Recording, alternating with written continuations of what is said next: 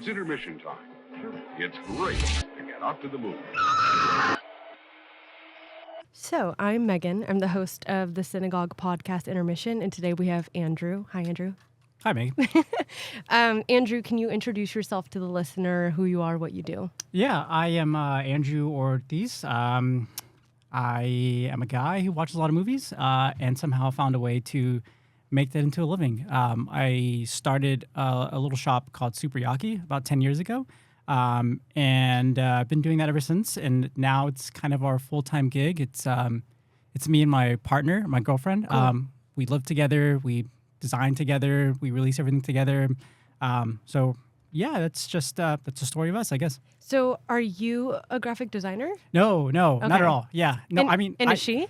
Yeah, she is. Yeah, Okay. she's the one with the talent. Okay. I just had like a good idea, and so I've just been riding her coattails. Yeah. since then. No. That makes. I mean, the synagogue is kind of formatted in somewhat of a similar way. Okay, cool. Yeah. Why Super Yaki? What does that name come from? Nothing really. I wish and people ask me this all the time. I wish I had a better answer. It's just two words that like one night when I was conceiving the idea of like starting my own side hustle, which is like the American dream or whatever, right? I just woke up one night and it was like Super Yaki. Those words sound good together, but I was so careless. I wish I would have put more thought into it because it means nothing. Whatever. Yeah, I mean, it means something now, but at the time it was just like, yeah, great idea. Did you make up a meaning for it? No. What do you mean? I see what you mean. Like it felt good at the moment, but now, like 10 years later, it's like, I wish I would have thought about it a little bit more. Yeah. Maybe considered a few other options. I feel like so many companies, though, have just like miscellaneous names. Yeah, Nike, Google. Yeah, they're nothing. Yeah. Oh, this is a question we ask every guest that comes on the show. If you were to pick a movie that describes your life right now, what would you pick? So I actually prepared for this one. Yeah, okay. Like I mentioned before, I listened to a few episodes before, and I knew this was going to happen. And I really had a hard time figuring out like what it was. But it actually makes perfect sense this week, because if you ask me right now in this moment in time, how my life is best described by a movie, I would say Castaway. Okay. Just because, I mentioned earlier, my partner, not my girlfriend, we do everything together. She's actually out of town this week. Okay. And so we're kind of inseparable. We're always together. You're always together? Yeah, we're working together. When we're done, we go watch a movie together. Then we wake up the That's next a day lot. together. I don't think that's like, I can't do that. I love it. I mean, That's really cute. I have a great time. She's my best friend. And she is in Houston, where we're originally from. And so she's visiting family. And so I wake up lost and without her. I don't know what I'm doing. Like, I went into groceries the other day and I realized, what do I get? Like, what is our meal plan this week? Like, what should I be getting? This is so funny. So I do feel like Tom Hanks, like, routinely like opening up my phone and like looking at photos. Yeah, you got to find yourself a volleyball. Yeah, I do. Well, I mean, we have pets. I guess they're a little bit more demanding than a volleyball. But this is like the exact opposite of my relationship with my boyfriend. 'Cause Really?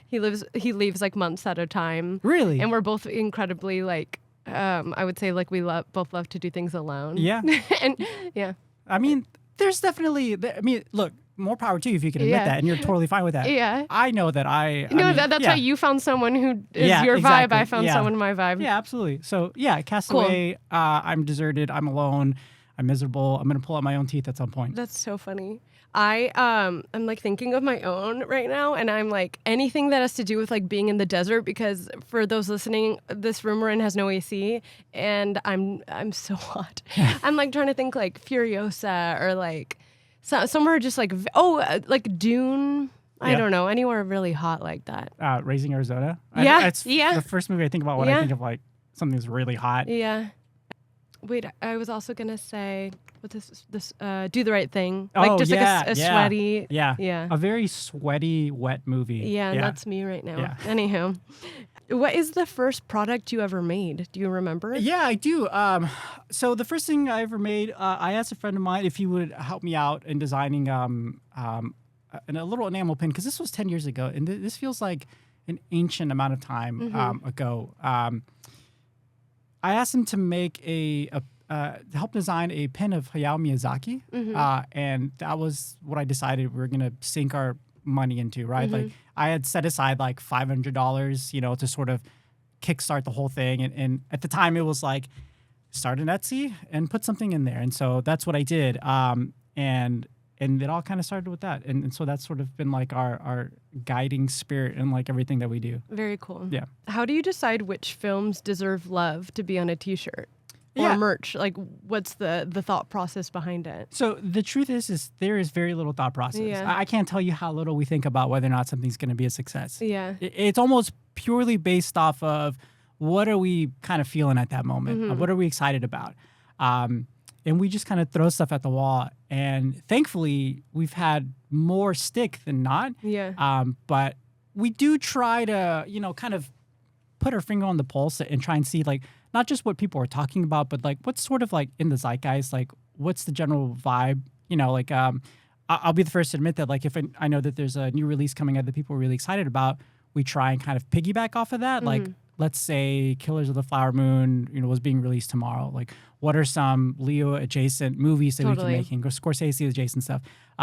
But yeah, for the most part, it's really just like, what are we really excited about? I will say that inadvertently, we've somehow managed to slip into, and this was purely coincidental, right? Like this was not planned, but we ended up sort of planting our flag in, I think what a lot of people would call guilty pleasure territory. Yeah. Maybe under heralded unsung, favorites from a very specific time frame, like the late 90s, early 2000s. Cool. And it's not just because we're nostalgic for them, but there's a lot of stuff that we really feel like earnestly excited about that really didn't get a fair shake.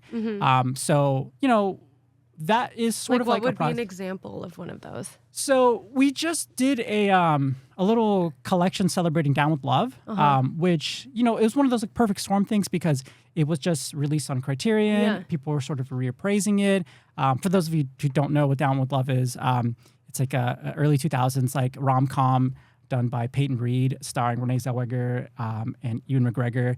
And it's like kind of a throwback to like this late 60s like sexy like rom-coms of the time. And so it's very suggestive and is very, kind of tongue-in-cheek, but it's done in this very like earnest appreciation for those things. It's not like a satire. But anyways, we loved it. We'd seen it before. And so one of the things we're trying to do a lot more now is kind of team up with people who, have an appreciation for movies that maybe fit that bill, right? Like, because when this movie came out, it sort of came and went. There really wasn't a lot of fanfare. It wasn't really a big box office get, like sort of kind of middling reviews. We teamed up with Alana Wolpert, who is a screenwriter of Anyone But You. And we had worked with her before to do sort of like a rom-com collection. And she's kind of been like our rom-com guru, right? And so we asked her, what are some movies you're excited about? And she mentioned Down with Love. And we said, well, that's something we've been wanting to do for a long time too. So yeah, we just threw some stuff together and worked with her to design it and get the feel for it and make sure that it was like true to the movie. And it's important for us that whatever we do comes across as like an earnest appreciation for the artwork, and not like a cash grab or, low hanging fruit, or anything like that. So we had a lot of fun doing it, and it resonated. People really liked it. At least that's what they've said.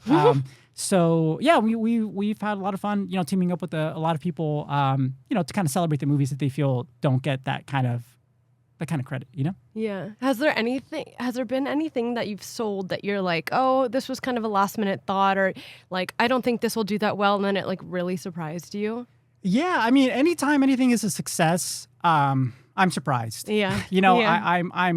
That's not to say that I don't believe in the art or I don't believe in the work or I don't believe in the passion that we're putting out there, but it's more so I think it's my own self-defense mechanism to keep the expectations low. And if something does well, it's like, well, that's great.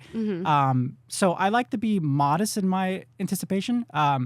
But yeah, I would say, we years ago, we did a little collection for Brendan Fraser. And this was before, he had this big revival with The Whale, right?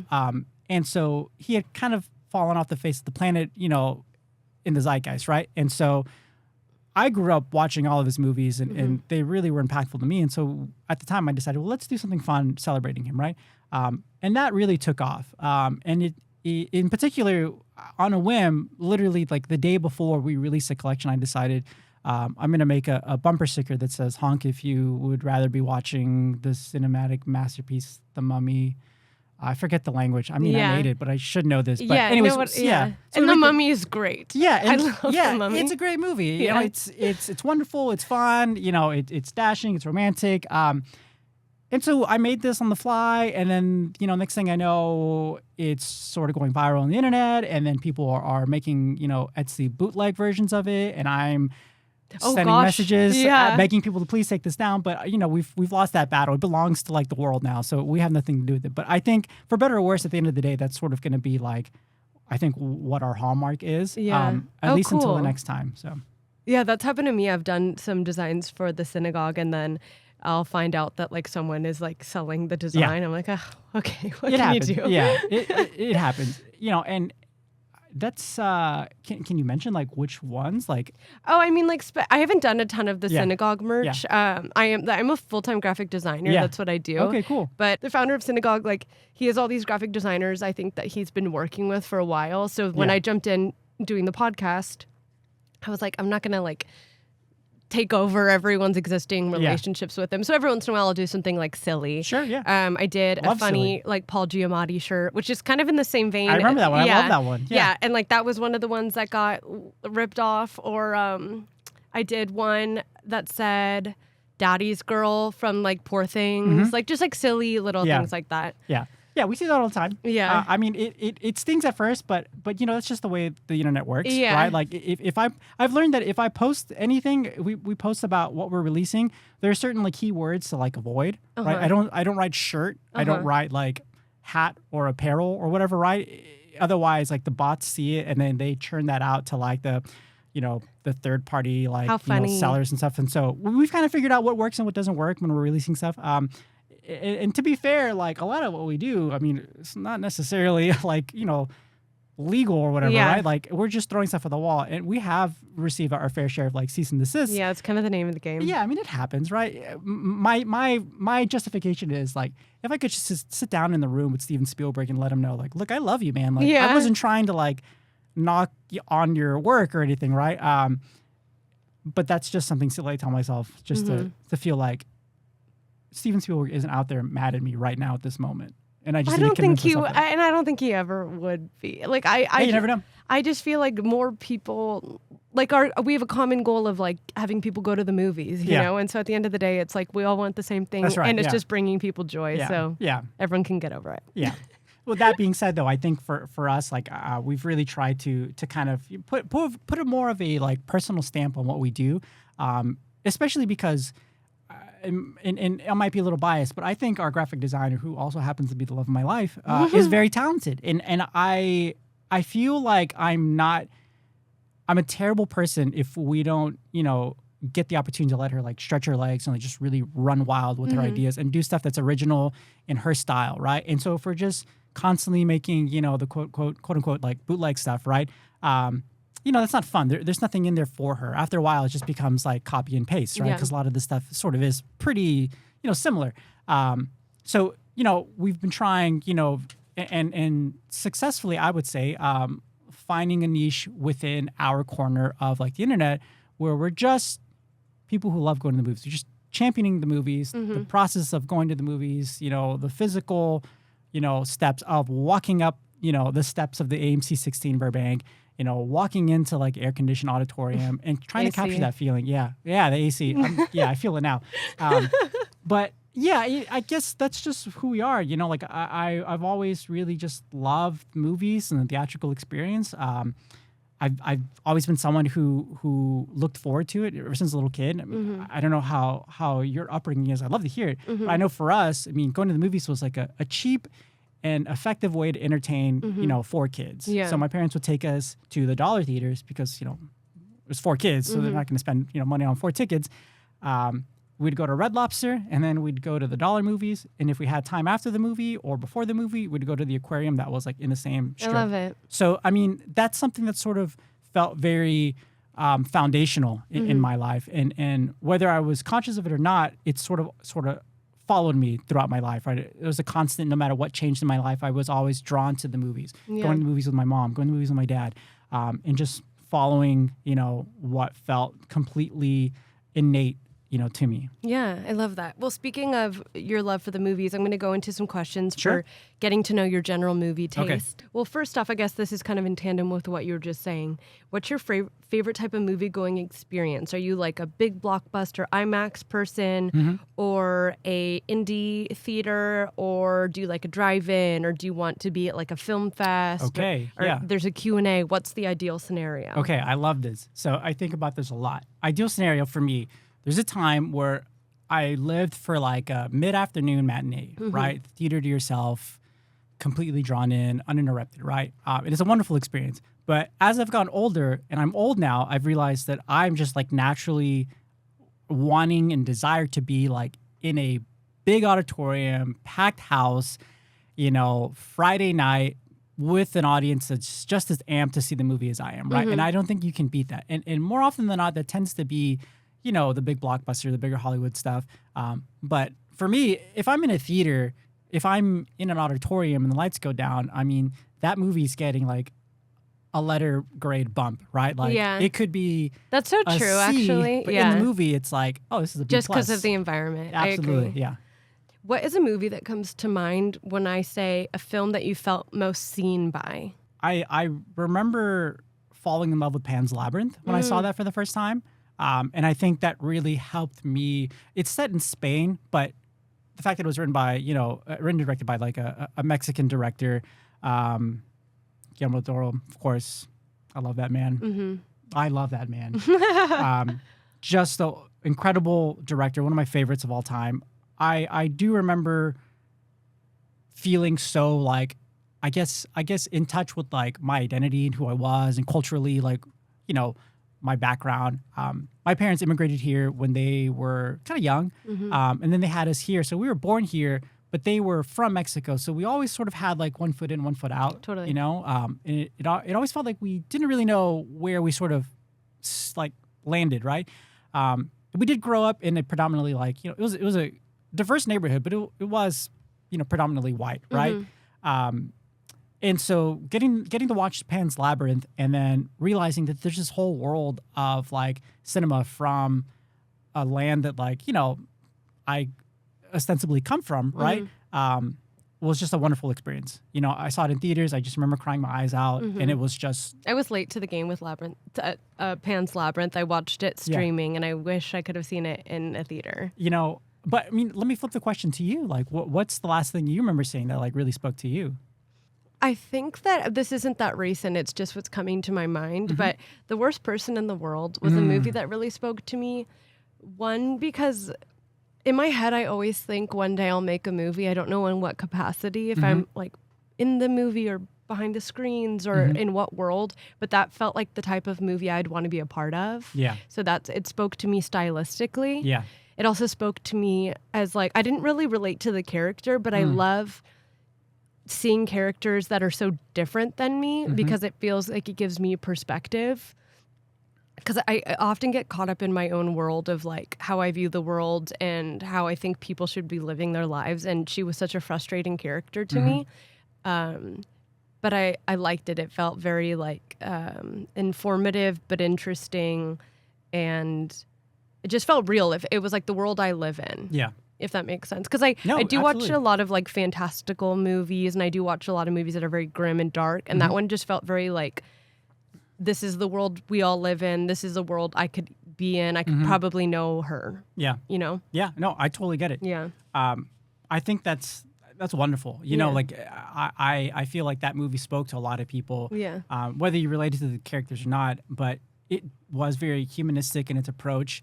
It gave this like very, intimate look at a very messy person. Yeah. And I think that really helped kind of, I always say that movies are like empathy machines, right? Like you go in and you watch something from a perspective that you would never experience yourself, right?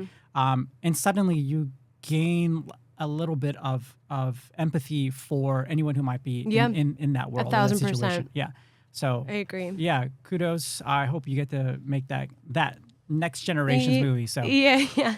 I'm gonna end this section with, what is a movie you were too young to watch but you did anyway and it changed you? Oh, that was that was everything. I mean, my parents they were very hands off when it came to like what we watched. Yeah. The only exception being that like we weren't allowed to see anything with like sex or like naked people in it, right? That was like the big like no, right? Yeah. But everything else was like, yeah, sure, you can watch whatever you want. You know, do you want to watch The Exorcist with me? Go for it. You're 6. You're ready for this. But as far as like what I watched early on that really left like a huge impact on me, stuff because there's a lot of stuff that I probably shouldn't have been watching at that age. I'll say maybe Starship Troopers. You know, like I watched that as a kid because I think my parents saw it and thought like this is just like a big action movie, right? But and as a kid, you're just watching a big action movie where like guys with guns shoot giant bugs, right? Mm-hmm. But continuously watching it over time, letting like the subversive nature of it kind of like sink in, you're like, oh, I get what this movie was trying to say. It wasn't just, Casper Van Dien shooting, bugs. But it was, it was a lot more that subconsciously I think sort of like set me on a path for my like, political beliefs in some way, right? Yeah. And being staunchly, pro or anti, very, I guess, sensitive subjects or whatever, right? Plus, to be honest with you, it was the first time I ever saw a naked person on screen too. Yeah. And that's when I thought like, my parents are going to ground me for this. That's so funny. But, that was not the point. It was mostly just like being really into it as a kid, like wanting to, shoot a giant alien and then growing up and realizing like, oh yeah, this is more than that. Wait, I have one last question I just thought of. Like, I didn't really ask this, but when you started Super Yaki and you were like, I want to be a small business owner and you have an idea, why movies? Like, were movies a big part of your life or what, like, why was that the topic? Yeah. So just to put it in the context of where I was, like at that point, 10 years ago, right? I was actually worried. I've always loved movies, right? Like I mean, but it was always sort of like a weekend thing, right? Yeah. It was never mixing business with pleasure, right? Until I actually got a job working for the Alamo Drafthouse in Houston. Oh, fun. And it was great. I loved it. It was a frustrating experience and it was draining. Do you have to like crouch when you served everyone? No, I didn't have to do that, unfortunately. Okay. But nothing but respect for the people who have to crouch back and forth for like hours on end. No, I applied for a position as like an event host, right? Oh. To go in and introduce movies and to kind of like segue into very the film. Cool. Kind of contextualize stuff. But it was mostly like I was like a glorified hype man, right? Yeah. Like I was just hyping up movies before people watched them, right? So no one was there for me. They were all there for the movies. Yeah. And so that was like a sort of like case by case scenario. If my boss thought I'd be a good fit for something, he would offer it to me. Apparently I did a good enough job that he offered me like a full-time position doing it. And so I was like his like right-hand man. Yeah. So he was the programming director and I was like the creative manager. And that gave me my first taste of like actually working, for movies, right? I never thought that there would be a possibility that I could work in a movie or doing anything, quite that glamorous. But that was how I kind of got into that. And then you couple in the fact that like, for like 10 years, prior to that, I was like in a band and we would go on tour and I had this like DIY like spirit in me, I guess. And I learned about merchandising and how to make things all by hand or with like as limited of a budget as possible.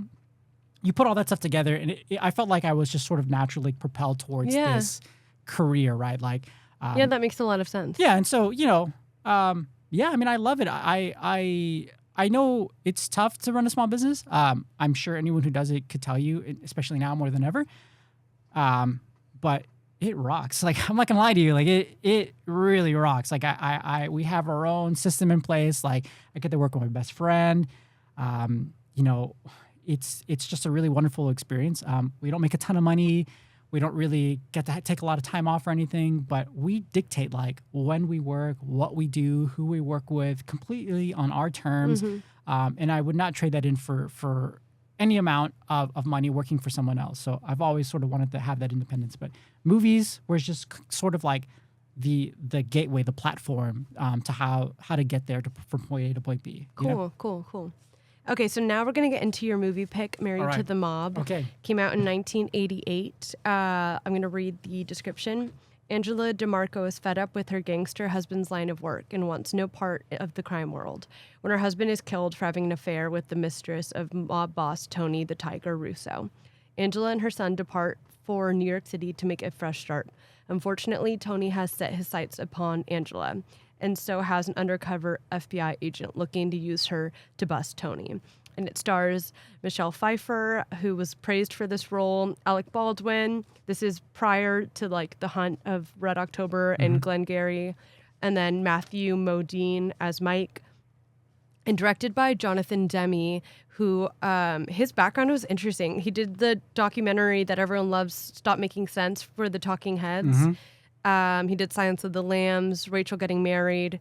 None of his things kind of go together, which is very funny. Very idiosyncratic guy. I was gonna say I watched it for the first time today for this, so it was cool. I love when I get to watch something for the first time for the podcast. But I want to know first why you picked it. Yeah. I know why I picked it, but I want to know what you thought about it. Is that okay? Can I flip it? Yeah, for a second? yeah. No, I really enjoyed it. It was one of those movies where it's like been on my watch list forever. So I was like, okay, perfect. This is like two. What's the killing two birds with one stone? Two birds with one stone. Yep. It's funny. The other day we were in the car and my girlfriend used that expression, but said killing two stones with one bird. Yeah, like that's almost what I just said. Yeah. Anywho, I really liked it. I love a mob movie, like a Goodfellas, whatever. I like the cast. I had just today listened to a podcast about Hilaria Baldwin, so it was funny to then. she was crazy. So it was then to see Alec was funny. Because I only really think of Alec Baldwin as like 30 Rock, and that was like kind of what I watched him in, just based off of like my age. And then also, but it also was funny that he barely was in this movie because he's such a big name. And I liked it. It was like, what I really liked is the title card. The title card's sick. Yeah. And as like a graphic designer, I'm always like interested in old school title cards because they're always much more like animated and colorful. So for those listening who haven't seen it, I don't even know how I would describe it, but there's also like gunshots that go through the title, and it's kind of cool. But why did you pick it? Oh, I mean, I could go on endlessly for why I picked this movie, so I will try my best to keep the rambling to a minimum. I picked this movie because I love it. There is no greater feeling in the world than discovering a movie, no matter how recent or old. No greater feeling in the world than finding a movie that speaks to every fiber of your being in a way that feels like it was so specifically made for your sensibilities. Totally, yeah. You know, and so the first time I saw it was actually not that long ago. It was during like the lockdown. And I mean, what else is there to do, right? Like I was just going through my watch list like crazy, and I finally got to this one. And this was sort of like months into it because I remember we stayed indoors for like a year. It felt like, right? And it was a tough time. Very sad, very depressed. I hadn't seen my family in a long time. I love my family. I would see them all the time, and so being that far away from them for so long was really difficult. And so maybe in the context of like that situation, that's why this hit so much harder. If I maybe watched it now, I don't know if it would I'd still love it, but I don't know if it would have had quite the impact on me, right? But it came at a time when like I really needed something to remind me of like just, I guess, just optimism, you know? And the movie is just such an earnest portrayal, right? It's so charming. It's so delightful. And to me, that's the main driving force between like what I like and what I love, right? Like I like a lot of stuff. I'll go to a movie and 99% of the time I'll like it, right? I've got nothing against the movie. But the difference between like and love is Married to the Mob, right? It's something so endlessly charming and well done and just so aware of the fact that it's a movie and its primary goal is to entertain you and to be compelling, right? Yeah. I love Jonathan Demme. That sort of sparked it for me right there. As soon as I saw this, I'd seen Silence of the Lambs, and I had seen Rachel Getting Married, but other than that, I hadn't really dived into his filmography.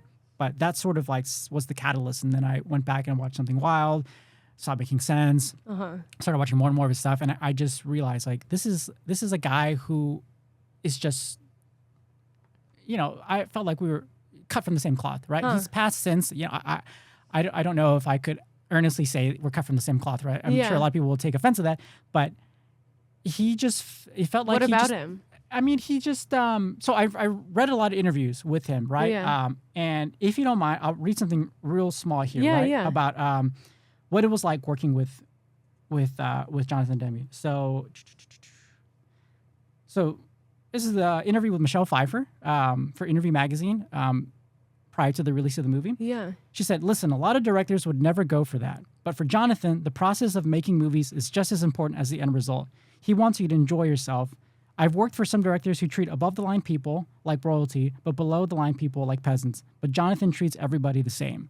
And I feel like this massive, heart and warmth that emanated from him is so palpable in everything that he does. And you can just feel it, right? There's this, because I don't know if you've seen a lot of his other stuff before, but he tends to work with the same crew.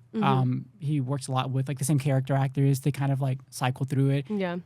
If he worked with someone before, he'll drag them along to the next thing. And it became this crew of people who all loved doing what they do. And the more you watch those movies, especially in continuity of how they were made, you sort of feel that, and so yeah, I mean, I just That's cool. love I like a bunch that. of goofballs who are getting together and making a movie. You know? I love that. I will say too that I think that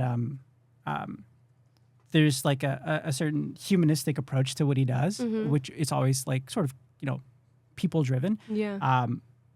That kind of lends to that charm. It's a very delightful movie, but even when he kind of changes paces a bit, have you seen Something Wild? Mm-mm. So it's another movie where the first half of the movie is completely different from the second half, and there's this turn of the key where it goes really light-hearted rom-com, and then it becomes kind of much different, right? Yeah. I don't want to spoil it for anybody, Yeah. but even when he kind of changes those gears, there's this unpretentiousness to what he does, and just remains so true to the characters and to the people in the movie, so. Very cool. Now I'm wondering, what scene in this movie was your favorite scene and stands out to you, Yeah. you thought about after the movie was Yeah. over? So flip it back to you. Yeah. Do you remember the last time you saw a scene in a movie that went from I like this movie to just this movie is incredible.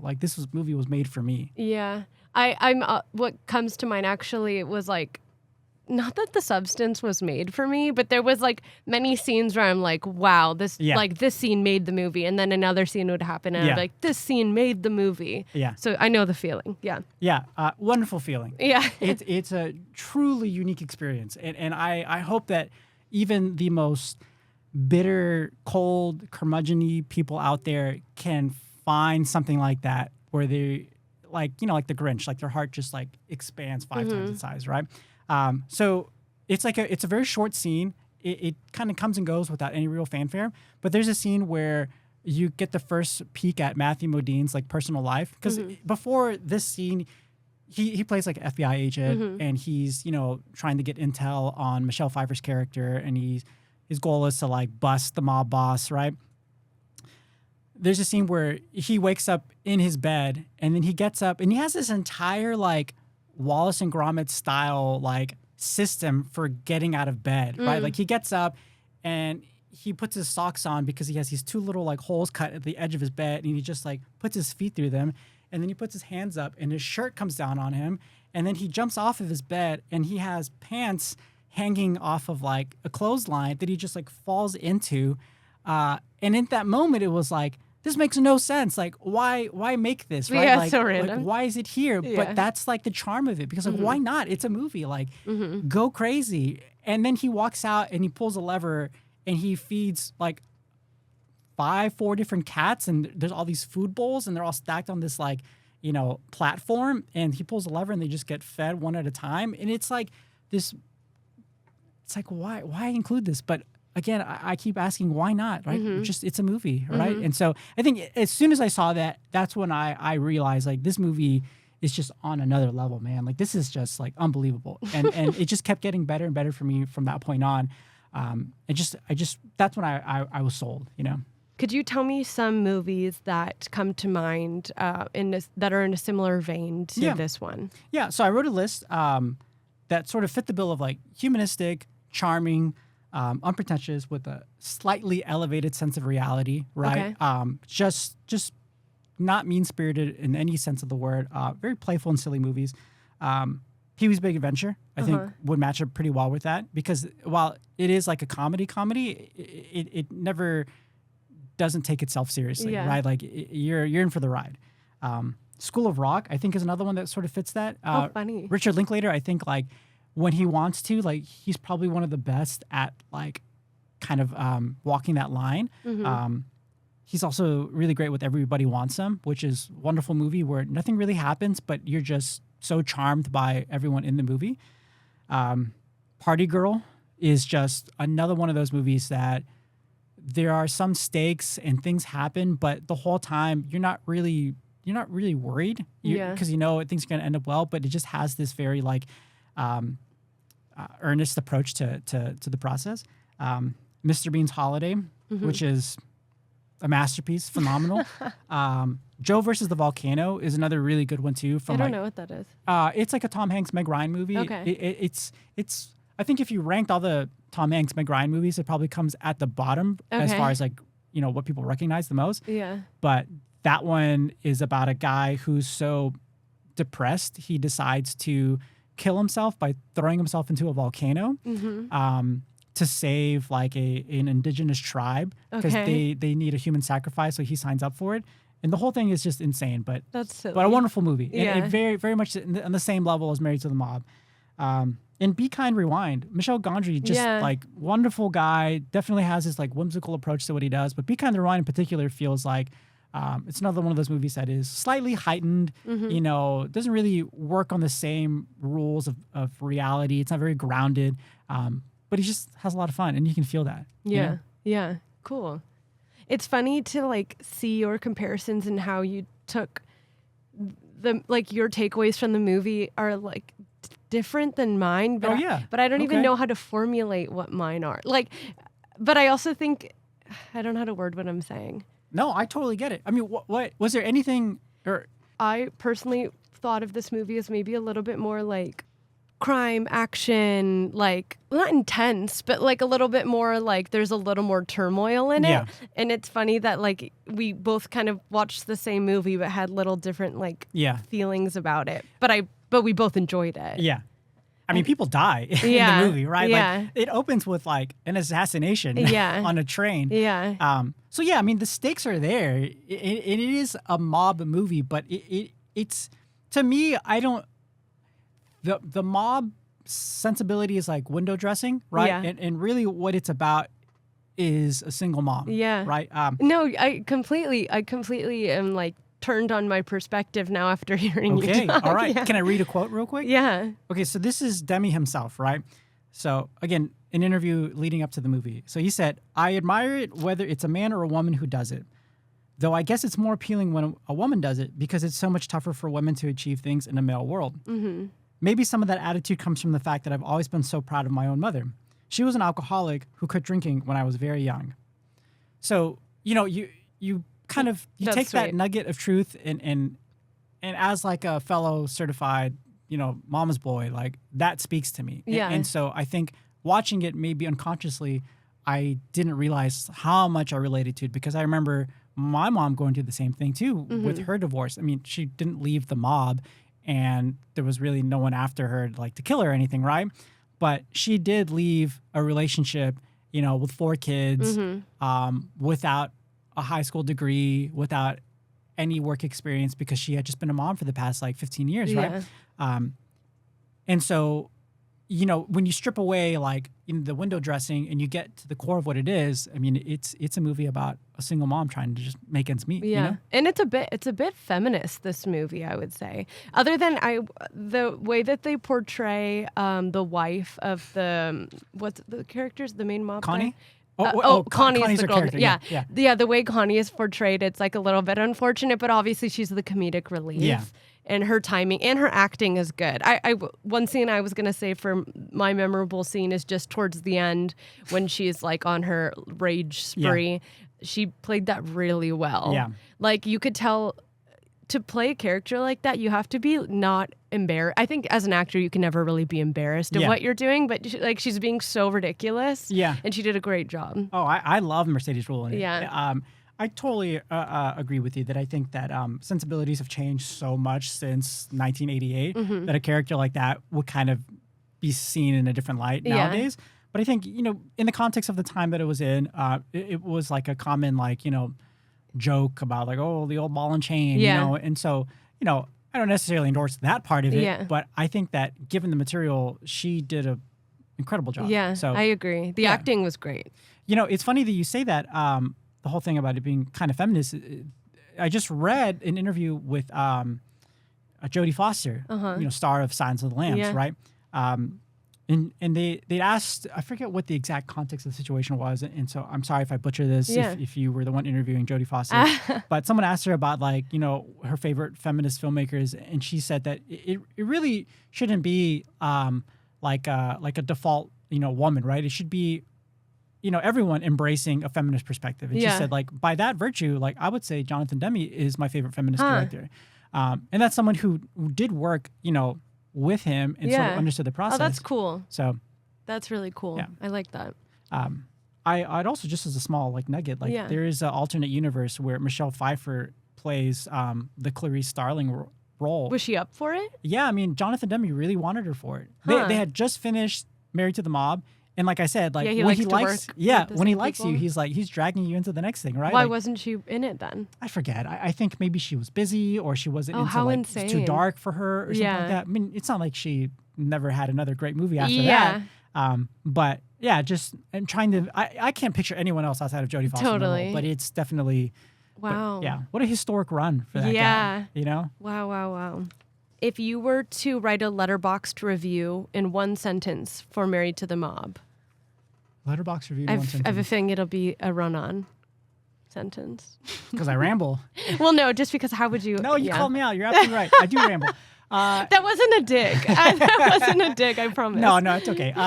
One sentence review. I'm not a one sentence review kind of guy. I'm like a 14 do you pages. Do you write like serious reviews or silly ones? I mean, I'll go back and forth, but like I don't know how to not use 100 words to say what 10 could do, I think I don't really write many reviews. Yeah. And recently people have been following me on Letterboxd and I'm like, stop following me because my Letterboxd isn't very good. I think that's why I don't. Yeah, but my reviews are always like, it's either I watched the movie Close this year for the first time. Okay. And I was so moved by it. And I cried. So I knew I was going to cry a lot. So I like saved it because I love crying. Anywho, I cried so much, and then I wrote like a long review. But so I'll have reviews like that where I'm like, oh, that was pretty good, and then I'll have a review that's like so stupid. Like we just watched the movie Friendship. We just watched the movie Friendship, and I just wrote ha ha ha ha ha. Anywho, what is your review of Married to the Mob? Oh man, I would say possibly the most beautiful anyone has ever looked on screen. Michelle Pfeiffer in this movie is just like... She's so hot. She's just stunning. Yeah. I mean, come on. Like, when she gets a haircut, like, midway through the movie, too. It's pretty cool. Yeah, it's wonderful. I like that review. Yeah, and so I guess that one sentence review, I don't know if that's going to, like... You know what? She looked so good in... She's in one of those. Is she in Witches of Eastwick? Yep. Yeah. Phenomenal. She looks so good in that movie. The three of them look incredible. It's like, I don't know how. It's a great cast. Yeah. That's like the proverbial like howling wolf meme. Just a beautiful cast. That's funny. Even Jack Nicholson, who was like a sex symbol. Just you could see that in the movie. But wonderful movie. That's funny. I like it. I don't know the first thing about like film critique or whatever, right? Yeah. I don't know how to write a good review. I always speak anecdotally from personal experience. Yeah. So my reviews tend to be like less about the movie and more about like just like a takeaway. What I ate leading up to the movie. Yeah. So it's more of a diary, less of a I like archive. that. A diary. Yeah. That's cool. Yeah. Yeah, I need to write more reviews. That's on my to-do list. Yeah. I think you're right. We run like a Super Yaki Letterboxd account, and every day people follow it, like one or two here and there. But I never do anything with it. So I'm sorry. I will. People have been try. asking for one for the podcast, but I think what I'm going to do is create one and then just log the movies we've talked about on the podcast. That's a great idea. Yeah. One day I'll do that. Was there any, just before I leave this section, was there anything you like really wanted to say about this movie that you didn't get to? I mean, no, I think that what I will say is that, and this isn't like a critique wholesale on like the state of movies nowadays, right? But I do think that, a good chunk of the movies that get released nowadays, tend to be of the same like variety, same vibe, right?